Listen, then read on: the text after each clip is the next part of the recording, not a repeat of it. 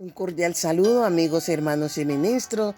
Seguimos hablando sobre el convencimiento de juicio que hace el Espíritu Santo. Vimos la parte 1 y que esa parte 1 se concluyó con el texto de Efesios capítulo 1, versículo 6, que dice: y esto lo hizo quien Dios, donde nos adoptó como hijos suyos, por medio de nuestro Señor Jesucristo. Y es la bondad de Dios.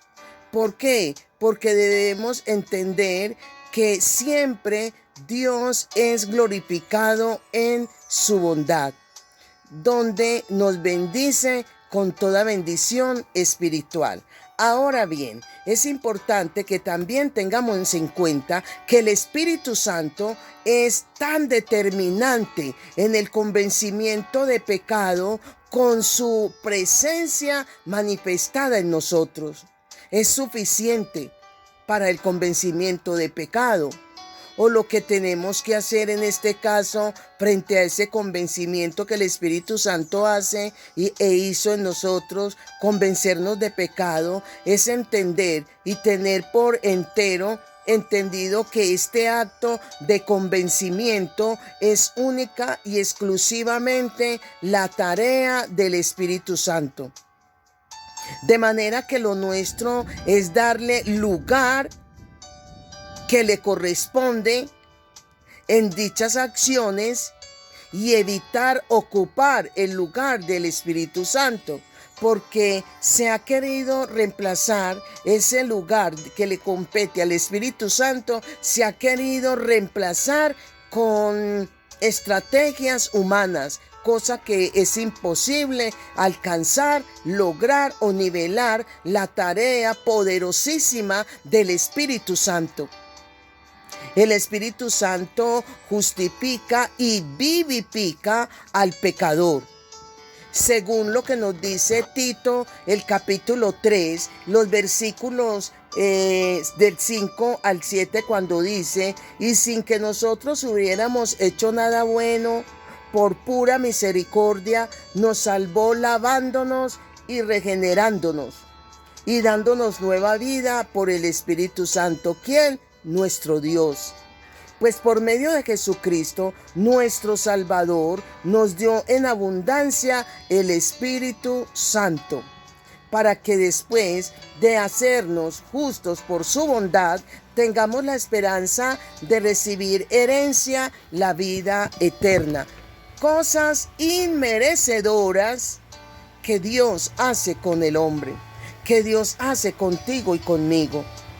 Entendiendo también que estas operaciones son atribuidas al Espíritu Santo, que la justicia, una justicia vivificada al pecador. El concepto de gracia, este concepto también va ajustado acá, porque es que la obra que el Espíritu Santo hace a través de Jesucristo, la obra del Espíritu Santo, donde tiene presente y por delante el sacrificio de Jesucristo, el unigénito Hijo de Dios, es aquí se menciona y se tiene presente el término gracia. Y que este término gracia es cuando se te da lo que no mereces. Se nos dio lo que no merecíamos. Y el término misericordia es cuando se te da lo que merecías. ¿Qué es lo que el Señor nos da?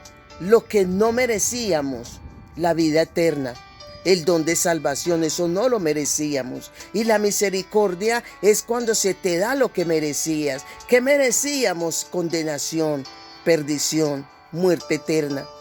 Pero la misericordia está en Dios, que se te dio lo que realmente no merecías. Se me dio lo que realmente no merecía. La gracia que merecíamos: el infierno. Y tener pero muy presente es que la gracia está en Dios, que nos dio el cielo, que no merecíamos. ¿Ve? Para nosotros poder entrar en el terreno de la gracia, primero Dios nos vio con ojos de misericordia. Porque es la misericordia es comer de las migajas. La misericordia es comer de las migajas que caen de la mesa. Eso es misericordia, comer lo que merecíamos.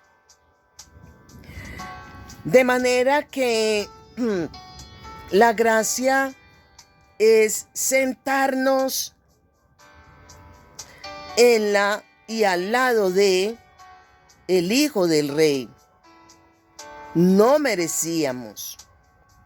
La iglesia en este tiempo no vive ni está viviendo de misericordia, sino y deberíamos de entrar en misericordia, pero no se está haciendo, sino que se intercede por la misericordia de Dios para un mundo que se pierde. Esa es la posición que debemos de tener y muy presente. Según en Primera de Timoteo, el capítulo 3, el versículo 16, aquí Jesucristo tuvo que ser justificado por el Espíritu Santo. De la misma forma, nosotros tenemos y debemos ser justificados por el Espíritu. Todo lo que el Espíritu hizo con Jesús en el infierno, lo hace con nosotros en el lugar donde estamos, en sendas de justicia, por la obra de Jesucristo. Porque es que Jesús fue nuestro lugar. ¿Para qué? Para que nosotros no fuéramos al infierno. Y aún así, termino esta reflexión leyendo lo que nos dice ahí en Primera de Pedro, el capítulo 3, el versículo 18 al 19, cuando dice: porque Cristo mismo sufrió la muerte por nuestros pecados. Él era inocente, pero sufrió por nosotros, pero sufrió sufrió los malos. Vuelvo a leer. Porque Cristo mismo sufrió la muerte por nuestros pecados, una vez y para siempre. Él era inocente, pero sufrió por los malos para llevarlos a ustedes a Dios.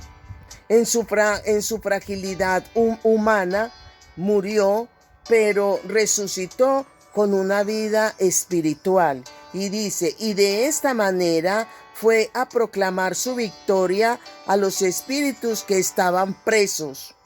Estos habían sido desobedientes en tiempos antiguos, en los días de Noé, cuando Dios esperaba con paciencia mientras se construía la barca, en la que algunas personas, 8 en total, fueron salvadas por medio del agua.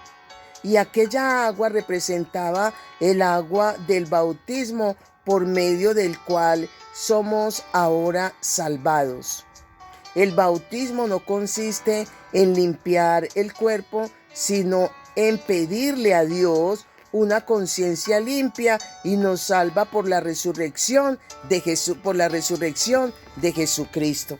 Es ahí donde debemos de entender de que es el tiempo de estar preparados, porque no hay otra forma por el cual nosotros podemos ser salvos, sino por un solo mérito, por el sacrificio de Jesucristo y por fe en Él. Nuestra fe puesta en el único medio de salvación, que es el unigénito, que pasa a ser primogénito, Hijo de Dios. Amén. Bendiciones, bendiciones.